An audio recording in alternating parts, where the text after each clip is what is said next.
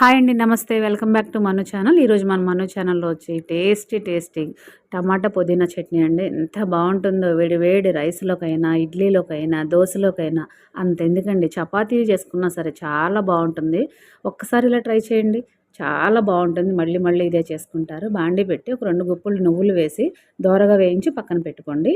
ఇప్పుడు కొంచెం 2 spoons oil వేసుకొని పచ్చిమిర్చి, పుదీనా, కొత్తిమీర వేసేయండి. కొంచెం వెల్లుల్లి రెమ్మలు కూడా వేసేసి బాగా వేగినాక ఒక బౌల్లోకి తీసేసుకోండి. అందులోనే 2 స్పూన్స్ ఆయిల్ వేసుకొని టమాటా, చింతపండు, కొంచెం ఉప్పు వేయండి.